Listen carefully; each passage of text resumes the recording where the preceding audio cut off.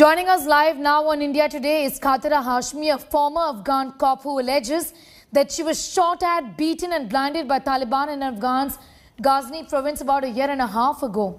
Also joining us now is Afghan journalist Shaheen Mohammadi. आप दोनों को बहुत बहुत शुक्रिया इंडिया टुडे के साथ इस समय जुड़ने के लिए। मैं सबसे पहले खातिरा हाशमी से ये कहना चाहूँगी कि बहुत बहुत धन्यवाद, आप ऐसी स्थिति में भी हमारे यहाँ आई है, हमसे बातचीत करना चाहती हैं। अभी जो आप देखती हैं सिचुएशन और तालिबान के जो वादे हैं कि वहाँ अफ़गानिस्तान में औरतों के ऊपर जुल्म नहीं किया जाएगा, उनको परेशान नहीं किया जाएगा, तालिबान का ये कहना है कि औरतें आके सरकार में उनके साथ जुड़ सकती हैं। आपको क्या लगता है खातिरा हाशमी? नहीं, मैं तो ये बिल्कुल भी नहीं मानूंगी, क्योंकि ये वही वहशी लोग हैं जो पहले थे और इस 20 साल में उनमें कोई फ़र्क ही नहीं आया। जो पहले के थे वैसे की वैसे हैं और अब भी उन औरतों के साथ वही जुल्म शुरू हो रहा है, सब लोग देख रहे हैं। और औरतों को तो सबसे बड़ी गुनाह यही है कि काम करती है या घर से बाहर निकलेगी वो तो गुनहगार बन जाती है। और ये जो इस्लाम के नाम पर ये कोई काम करते हैं, इस्लाम का नाम तो लेते हैं और बोल रहे हैं कि हमें इस्लाम लाना है और हम इस्लाम में रहेंगे, हम औरतों को इस्लाम के जामे में रखेंगे, पर ऐसे हकीकत में कुछ भी नहीं है। जैसे कि वो बोल रहे कि औरतों का उनका हक मिलेगा और उन औरतों को जो यहाँ पर अभी भी काम कर किया है उन्होंने और वो अब भी करेंगी, उनको उनका हक मिलेगा। पर मैं नहीं मान सकती, क्योंकि जो मेरे साथ हुआ है वैसे बहुत और औरतों के साथ भी हुआ है और होता जा रहा है। और डर के मारे कोई औरतें कुछ बोल ही नहीं सकती, वो बस यही बोल रहे कि हाँ तालिबान अच्छे, तालिबान अच्छे। पर तालिबान ने तो इस्लाम का नाम ही बदल दिया है और इस्लाम के नाम पे लोगों को शर्म आ रही है कि ये कैसे इस्लाम है, ये कैसे मज़हब है कि औरतों को साथ इतना बुरा सलूक हो रहा है। जो मैंने वहीं पर मैंने खुद जब आंखें थी देखा है और अब भी हो रहा है, वैसे ही हो रहा है औरतों के साथ। और वो औरतें जो अपना आवाज़ भी नहीं उठा सकती और जो आवाज़ उठाएंगे तो उनका यही हाल होगा मेरी तरह। खातिरा हाशमी, आपके साथ क्या किया गया, कैसे आपके ऊपर जुल्म किया गया? आप एक अफगानिस्तान में एक ऑफिसर थी, एक पुलिस ऑफिसर थी और आज आपका ये हाल है। हमें बहुत दुख है, इसके बारे में हमें बताइए कि आपके साथ क्या हादसा हुआ और इसके पीछे आपने ये भी बताया कि आपके पिता का भी इन्वॉल्वमेंट था। पूरे हादसे के बारे में हमें बताइए। हाँ, मेरे अब्बू ने कई बार मुझे मना किया कि आप पुलिस में नहीं जाओगी, आप पुलिस में काम नहीं करोगी और फिर अगर आपके साथ जो कुछ भी हो जाएगा फिर मुझसे कोई शिकवा नहीं करना। पर मैंने बोला कि नहीं, थोड़ा डांट पड़ जाएगी, थोड़ा लड़ेगा मेरा अब्बू मुझसे और धीरे धीरे मैं उसको मना लूँगी, फिर कुछ भी नहीं बोलेगा अब्बू। और ये मैंने तो सोचा भी नहीं था कि मेरे साथ ऐसे होगा और मेरा खुद के अब्बू को पता भी होगा और वो मुझे भी नहीं बताएगा और मुझे इस हालात तक पहुँच जाने देंगे मेरे अब्बू। जो मैं पुलिस में काम करती थी वहाँ पर मेरी जो दोस्त थी, जो मेरी मुझसे मिलती जुलती थी, वो मुझे बोलती थी कि आपका अब्बू तालिबान से मिला हुआ है, उनसे जुड़ा हुआ है। मुझे गुस्सा आता था कि आप मुझे क्यों ऐसे बोलते हो, मेरा अब्बू ऐसे नहीं है। मैं मान नहीं सकती थी कि मेरा अब्बू इन लोगों से ऐसे मिला हुआ है तालिबान से और कल को मेरे साथ ऐसे होगा। मुझे बहुत गुस्सा आता था।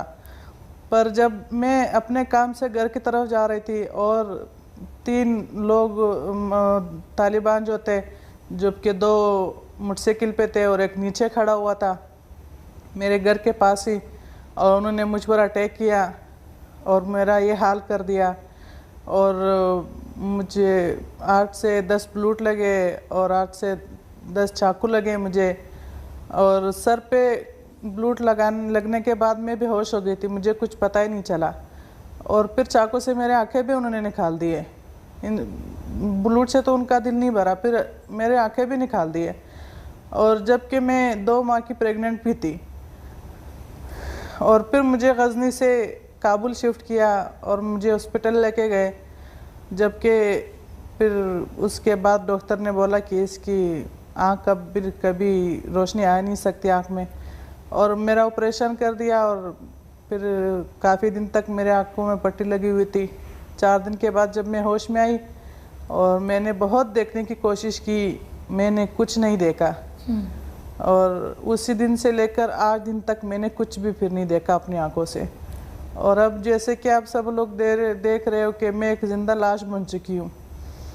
सांस तो है मुझ में मगर कुछ कर नहीं सकती मैं। और इतना दुख मुझे होता है कि मेरे बाकी के बच्चे वहीं पर ही है और हम इंडिया इलाज के लिए आए।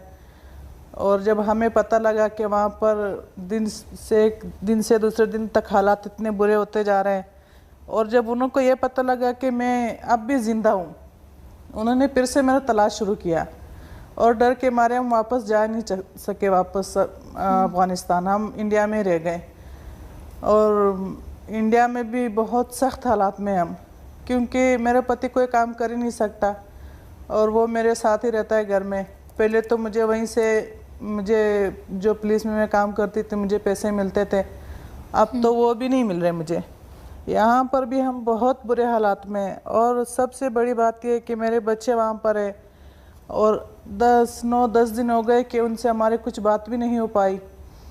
और जब फ़ोन करते थे तो रोते थे कि तालिबान दिन में भी आते हैं, दरवाज़ा खटखटा कर पूछते हैं, रात में भी आते हैं और बोलते हैं कि आपकी मम्मी कब आएगी, आपका पापा कब आएगा।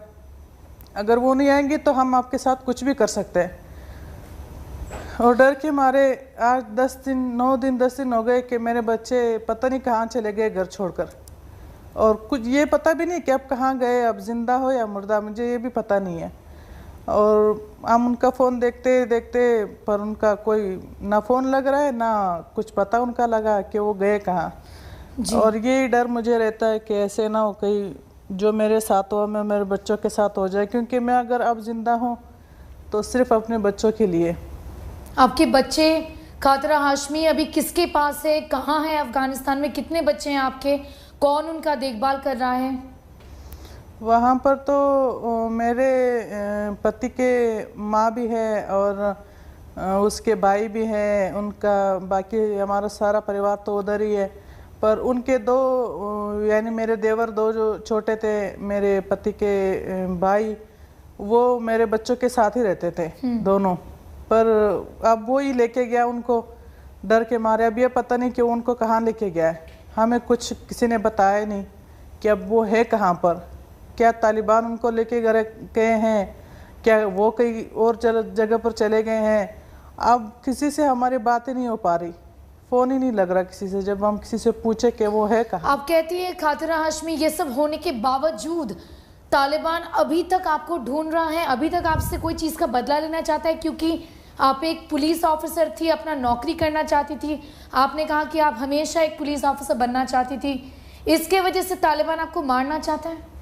हाँ, क्योंकि मैंने खुद वहीं पर अपने आँखों से देखा था और उन घरों में जाकर मैंने खुद वो घरें देखी, वो औरतें देखी थी जिनके साथ बहुत बुरा सलूक हो रहा था। और ख़ासतर वो औरतें जो बेवा बन चुकी थी और बेवा बनकर अपने घरों में बैठी हुई थी, और जिनके बच्चे थे और जिनके बिल्कुल बच्चे भी नहीं थे, उनके साथ जो है तो थे तो तालिबान वो भी।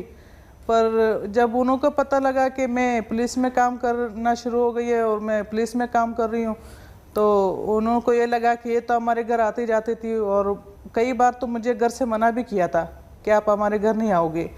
और मैं ये चाहती थी कि मैं पुलिस में काम करूं और मैं इन औरतों का आवाज़ उठाऊं, मैं इन औरतों के लिए लड़ूं। और उन औरतों को मैं हिम्मत देती थी कि आप एक बार आओ, आप अपने हक के लिए लड़ो, ये कुछ भी कर नहीं पाएंगे। और तालिबान ने फिर मुझे बोलता था, मेरे पति को फ़ोन करता था कि आपकी बीवी को मना करो, ये हमारे घर पे आती है और हमारे औरतों को ऐसे बोलती है और ये पुलिस में काम करती है, और फिर अगर इसके साथ कुछ हो गया फिर होगा तो बहुत बुरा होगा। और हमने बोला, मेरे पति ने बोला कि नहीं, मैं पुलिस नहीं जाती हूँ, मैंने पुलिस में काम नहीं किया। और वो बोले थे कि हमें पता है। पर उस जितना भी उन्होंने बोला, मैंने बोला कि नहीं, मैं लड़ूंगी, मैं पुलिस में जाऊंगी, मैं इन औरतों के लिए, उन मासूम बच्चों के लिए लड़ूंगी। पर उन्होंने मेरे साथ ऐसे कर दिया कि एक ज़िंदा लाश बनाकर छोड़ दिया मुझे। खातरा हाशमी, आपने कहा कि आपका बच्चा होने वाला था जो आपके साथ ये हादसा हुआ, वो बच्चा ठीक है, वो बच्चा आपके साथ है, 1 साल का होगा, ये 1.5 साल पुरानी बात है? नहीं, उसका भी 8वां महीना चल रहा है। और मैं जब इंडिया आई तो फिर उसका पैदाइश इधर ही हो गया, अपोलो में। इंडिया में खातिर हाशमी आपको किस तरह का सपोर्ट मिला? यहाँ के लोग, इस देश ने आपको कैसे अपनाया? आपने कहा कि आप अपना ट्रीटमेंट के लिए पहले यहाँ पे आई थी। हाँ, पहले मैं इलाज के लिए आई, और फिर जब वहाँ से हालात इतने बुरे होते जा रहे थे और वो आप भी हमारा तलाश कर रहे थे, तो हमसे वहाँ पर जब पता लगा तो हम पे डर के मारे जा नहीं सके, हम यहीं पर ही रह रहे। और अभी तो इधर भी हम बहुत मुश्किल में ही हैं। इनिसार के पास हमारा केस भी है, और उन्हों से हमने ये दरख्वास्त की कि हमारे लिए जितनी जल्दी हो सके कुछ रास्ता मिले हमारा, और हम कई तीसरे मुल्क चले जाए। क्योंकि यहाँ पर भी जो मेरा इलाज चल रहा है, अभी जैसे देख रहे हो मेरे एक का ऑपरेशन अभी हुआ है, पूरा सूज चुका है। और इलाज तो यहाँ पर भी जो पैसे थे, जो इलाज हमने किया वो किया, जो और डॉक्टर इलाज के लिए बोल रहे, तो हमारे पास अब पैसे ही नहीं है। तो मेरा कोशिश यही है कि मैं कोई तीसरे मुल्क चले जाऊँ, कम से कम मेरे बाकी जो सिर में चोट लगी है, जो पूरे शरीर में मुझे चोट लगे, उनका इलाज तो कर पाऊँगी।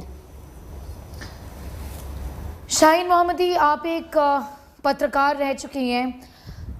खातिरा हाशमी जैसे ऐसे कई औरतें हैं अफ़गानिस्तान में जो सफ़र कर रही हैं, जो अभी इस समय दुविधा में है, परेशान हैं, डर रही हैं, खौफ है। ऐसी औरतों के बारे में हमें बताइए, क्या चल रहा है इस समय औरतों के लिए अफ़गानिस्तान में? कुछ आजकल की बात नहीं है, ये कुछ 10 साल की बात है। जैसे लेडीज़ के साथ उनके आने से पहले और उनके आने के बाद, यानी उनके ना होने से, उनकी आने से पहले ये, उनके आने के बाद जो लाइव वीडियो मेरे पास आया है, लेडीज़ परचम उतार के अपना हक मांग रहे थे, तो उनको खुलेआम सड़क पे ऐसे एक खुदाई करके उसको डाल दिया है और उसको पत्थर के साथ मार दिया जाता है। जिंदा उसको मार देते पत्थर के साथ। उसको कहते तुम्हें आवाज़ ऊपर करने का हक नहीं है, लेडीज़ घर के लिए है और लेडीज़ घर बैठ जाए। और कहते हैं कि जितना लेडीज़, जितना यहाँ की अफ़गानिस्तान की औरतें हैं, शरीयत को नहीं मानते। अगर हम शरीयत को नहीं मानते, अगर हम मुस्लिम होने के नाते पे कोई असासियत है हमारा, तो हमने किया क्या? कोई यही तालिबान के बीच में से एक तो बोले कि कौन सी कुरान की, कौन सी हदीस में, कौन सी आयत में आया है कि लेडीज़ का नाक काटो, आँख निकाल दो, कान काटो। जैसे ये एक ज़िंदा जो हम देखते हैं कि इनके साथ क्या हुआ है, मेरे साथ जो क्या हुआ है, कुछ 5 साल पहले मेरे साथ भी यही जानलेवा हो गया। हालांकि शुक्र है मेरा फेस दोबारा सही हो गया, मेरा सर का चोट जो लगी थी वो भी सही हो गया। पर अब जो लेडीज़ के साथ हो रही है वही 20 साल पहले की तरह हो रही है। और ख़ास तौर पर जैसे जर्नलिस्ट होते हैं, जैसे अमेरिकन कंट्री के साथ जो काम करने वाले और गवर्नमेंट का और पिछले नेताओं के साथ जो काम करने वाले, उसका चाहे लेडीज़ हो चाहे जेंट्स हो, उसका हाथ काट दिया जाता है और पेड़ में लटका दिया जाता है और उनको ऊंची आवाज़ में बोल दिया जाता है कि रिवॉल्वर के साथ हम लोगों के साथ तुम इन्हीं हाथों के साथ लड़ते थे।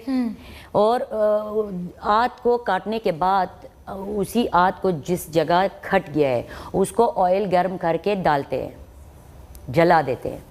कहते हैं थोड़ा दर्द एहसास करे जैसे हमने दर्द महसूस किया है।